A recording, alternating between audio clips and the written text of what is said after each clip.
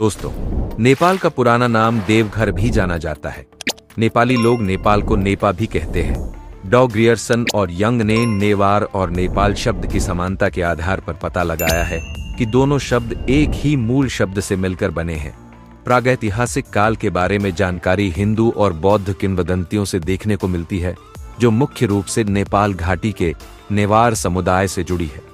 हिमालय को भारत की जमीन से देखते हुए हम सोचते हैं भारत हिमालय का ही हिस्सा है, लेकिन यह अधूरा सच है। माउंट एवरेस्ट के साथ हिमालय का हिस्सा नेपाल में आता है। दोस्तों, आज हम आपको एक ऐसे देश के बारे में जानकारी देने जा रहे हैं जो बहुत ही छोटा है, जो आज तक किसी का गुलाम नहीं बना। साथ ही इस देश के साथ हमारे देश का रोटी बेटी का संबंध है। नेपाल के मंदिर इतने खूबसूरत है कि कोई अंदाजा भी नहीं लगा सकता। आपको बता दूं कि यहाँ का खाना खाने के बाद इंसान यहाँ की यादों में खो जाता है। आज मैं आपको भारत के पड़ोसी मुल्क नेपाल देश के बारे में इतिहास से जुड़ी जानकारी बताने जा रहा हूँ। तो आपसे एक ही रिक्वेस्ट है कि वीडियो को अंत तक जरूर देखिएगा। इसी तरह की और रहस्यमयी जानकारी प्राप्त करने के लिए हमारे चैनल यमलोक गाथा को आज ही सब्सक्राइब करें। दोस्तों, सबसे पहले तो मैं आपको बता दूं कि नेपाल शब्द के बारे में जाना जाता है कि यह दो शब्दों ने और पास से मिलकर बना है। एक समय में नेपाल की राजधानी काठमांडू ऋषि मुनियों की तपोभूमि थी। दोस्तों, इसी कारण इसका नाम नेपाल पड्डा था। हालांकि इसके कोई पक्के प्रमाण मौजूद नहीं है। नेपाल में कभी कोई स्वतंत्रता दिवस नहीं मनाया जाता है। इसका सीधा सा उत्तर ये है कि नेपाल कभी किसी का गुलाम ही नहीं बना। जी हाँ दोस्तों, यह भी कमाल की बात है ना। इतना छोटा सा देश है, लेकिन आज तक किसी का गुलाम नहीं बना। ऐसा नहीं है कि ब्रिटिश के लोगों ने इस पर हमला न किया हो, लेकिन नेपाल ने कई बार ब्रिटिश सेना को हरा दिया। दोस्तों, दुनिया की 10 सबसे ऊंची पर्वत और चोटियां में से 8 सिर्फ नेपाल में स्थित है। जो इस दुनिया का सबसे ऊंचा माउंट एवरेस्ट पर्वत नेपाल में है, जिसकी ऊंचाई 8,848 मीटर है। दोस्तों, यह देश बहुत ही ज्यादा प्यारा है। और दोस्तों, किसी दौर में नेपाल चरस और तंबाकू के लिए बहुत ही ज्यादा जाना जाता था, लेकिन इस समय यहाँ चरस और तंबाकू खरीदना या बेचना या इस्तेमाल करना पूरी तरह से गैर कानूनी है। नेपाल का सबसे खाने वाला फास्ट फूड मोमोज है। आजकल भारत में भी काफी ज्यादा प्रचलित है। हालांकि इसे भारत में भी खूब खाया जाता है। हर फंक्शन में दोस्तों, आपको बता दूं कि नेपाल महात्मा बुद्ध का जन्म स्थान है। महात्मा बुद्ध का जन्म लुम्बिनी में हुआ था। यहाँ भगवान बुद्ध के प्रति लोगों में बहुत ही जबरदस्त भावना देखी गई है। दोस्तों, नेपाल की राजधानी काठमांडू दुनिया के प्राचीन नगरों में से एक है। काठमांडू का पुराना नाम कांतिपुर था। नेपाल में सबसे ज्यादा आबादी काठमांडू में ही रहती है। हिंदू धर्म से संबंधित नेपाल में कुल आबादी के 22.3% हिंदू धर्म से संबंधित है। नेपाल के लोग काफी धार्मिक होने के बावजूद भी दूसरे धर्म का सम्मान करते हैं। नेपाल देश एक हिंदू राष्ट्र था, लेकिन 20 सितंबर सन 2015 से नए संविधान लागू हुए, जिसके तहत यह हिंदू राष्ट्र से एक धर्मनिरपेक्ष संघ के रूप में परिवर्तित हुआ है। इस देश में कभी भी जाति और धार्मिक दंगों का अनुभव नहीं किया गया है। इस देश में धर्म के नाम पर कभी खून खराबा कभी नहीं हुआ, बल्कि दोस्तों, यह देश शेष जाति के घर का समूह है और यहाँ के लोग करीब 124 अलग अलग तरह की भाषा का प्रयोग करते हैं। विनोद चौधरी पहले नेपाली है जो सन 2013 के अमीर लोगों में से एक जाने जाते हैं। इसी तरह से नेपाल को आगे बढ़ते रहना चाहिए। नेपाल के लोग अपनी हथेली एक साथ जोड़कर नमस्कार करते हैं। नमस्कार करते समय वे अपने सर को थोड़ा झुकाते हैं और नमस्ते कहते हैं। ऐसा हमारे देश भारत में करते हैं। दोस्तों, साधारण शब्दों में इसका अर्थ यह है कि मैं आपके भीतर के भगवान को सलाम करता हूँ। नेपाल में जाकर कई भारतीयों को ऐसा बिल्कुल भी महसूस नहीं होता कि वह किसी दूसरे देश में आए हैं, क्योंकि यहाँ का माहौल काफी दोस्ताना है। साथ ही हिंदू देवी देवताओं के मंदिर भी जहाँ मौजूद है। जी हाँ, यहाँ का खाना भी दोस्तों भारत की तरह ही है। यहाँ के लोग बहुत हद तक हमारी ही तरह सोच रखते हैं। दोस्तों, नेपाल में भगवान बुद्ध के प्रति लोगों में जबरदस्त संप्रदाय की भावना देखने को मिलती है। महाशिवरात्रि नेपाल का बहुत बड़ा त्योहार है।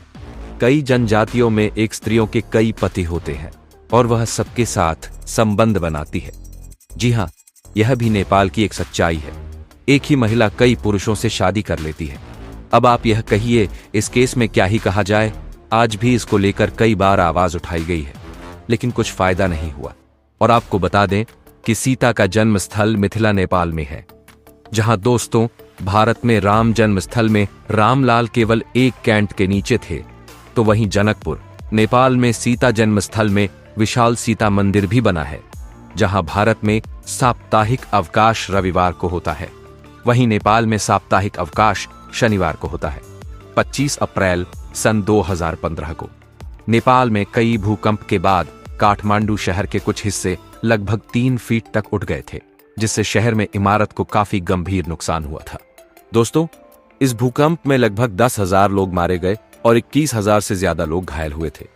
नेपाल में 90% अरेंज मैरिज की जाती है और दूल्हा दुल्हन आमतौर पर शादी के दिन से पहले एक दूसरे को नहीं मिलते, या फिर कहे कि नहीं देखते हैं। भारतीयों को नेपाल जाने के लिए किसी भी चीज की जरूरत नहीं होती। उन्हें वहां जाने के लिए आधार कार्ड की फोटो की जरूरत होती है। दोस्तों, तभी तो हम कहते हैं कि इस देश के साथ हमारा बेटी और रोटी का रिश्ता है। नेपाल से एशिया के बाहर बहुत कम फ्लाइट जाती है, क्योंकि दोस्तों, नेपाल से फ्लाइट से यात्रा करना बहुत ही ज्यादा महंगा होता है। दोस्तों, नेपाल में एडवेंचर और एक्सट्रीम टूर में अपने आप को काफी उन्नत किया है, जिसमें paragliding, bungee jumping, mount banking, water rafting और पर्वतारोहण भी शामिल है। दोस्तों, नेपाल में कृषि और टूरिस्ट इनकी आय का एक बड़ा स्रोत है। नेपाल की आधी से ज्यादा आबादी 70 रुपए प्रतिदिन कमाती है। इसके कारण नेपाल को विश्व का सबसे गरीब देश में गिना जाता है। हालांकि भारत इस देश का बहुत सपोर्ट कर रहा है। भारत को पता है कि कैसे इस देश की मदद करने की जरूरत है, और बड़े भाई होने के नाते भारत नेपाल की हर संभव मदद कर रहा है। नेपाल शब्द हिंदू संत ने के नाम पर ऐतिहासिक काल में रखा पडिदिदी अच्छा था, जिन्होंने न केवल काठमांडू की घाटी को बसाया बल्कि इसका संरक्षण भी किया था। दोस्तों, स्कंद पुराण के अनुसार कई ऋषि हिमालय में ही निवास करते थे। नेपाल का प्राचीन इतिहास काठमांडू की घाटी से शुरू होता है। काठमांडू घाटी में मिले नवपाषाण काल के औजारों के आधार पर निकाला जाता है। दोस्तों, हिमालय घाटी में इंसान का अस्तित्व 11,000 वर्ष पुराना है। 6ठी सदी ईसा पूर्व में लुम्बिनी के निकट इसी देश में भगवान बुद्ध का जन्म हुआ था, जो आज विश्व के प्रमुख धर्म में से एक है। नेपाल के जाने माने गोरखा सैनिक सफलतापूर्वक अपने देश की रक्षा करते हैं। दोस्तों, उनका मोटो है कि कायर बनने से अच्छा मर जाना अच्छा है। दोस्तों, भारतीय युद्ध के दौरान उनकी लड़ाई की क्षमता को देखते हुए अंग्रेज उनसे काफी प्रभावित हुए। एशिया के लगभग 7 करोड़ वर्ष पुराने हिमालय पर्वत 5 देशों में भारत, पाकिस्तान, चीन, नेपाल एवं भूटान में फैले हुए हैं। हिमालय को हिंदू मान्यता के अनुसार शिव जी का घर जाना जाता है। एशिया महाद्वीप की 5 प्रमुख नदियों में गंगा, ब्रह्मपुत्र और यांकी सिंधु नदी सभी का उद्गम स्थल हिमालय है। इसलिए हिमालय बर्फ में विश्व का तीसरा बड़ा स्थान है। दोस्तों, यहाँ पर लगभग 15,000 ग्लेशियर है, जो अपने आप में 3,000 क्यूबिक पानी में समाये हुए हैं। 12वीं सर्दीमाला राजा शक्ति में आए और उन्होंने 200 वर्ष तक शासन किया। 18वीं सदी में मध्य में गोरखा राजा पृथ्वी नारायण शाह ने वर्तमान नेपाल का निर्माण किया। नेपाल का इतिहास इसकी सीमाओं के बढ़ने और घटना पर है, जबकि नेपाल पर किसी विदेशी ने कभी शासन ही नहीं किया। इसलिए नेपाल में कोई स्वतंत्रता दिवस नहीं मनाया जाता। 2006 में शुरू हुए डेमोक्रेसी मूवमेंट के बदौलत 2008 में नेपाल में राजतंत्र शासन समाप्त होकर गणतंत्र शासन शुरू हुआ और रामवरण यादव नेपाल के पहले प्रधानमंत्री बने। बहुत से पर्वतारोही विश्व की सबसे ऊंची चोटी पर पहुंचने के दौरान मारे जा चुके थे, लेकिन मई 1953 को सर एडमंड हिलेरी और तेनजिंग नोर्गे ने माउंट एवरेस्ट की चोटी पर पहुंचने वाले प्रथम व्यक्ति बने और हमेशा के लिए इतिहास के पन्नों में उनका नाम दर्ज हो गया।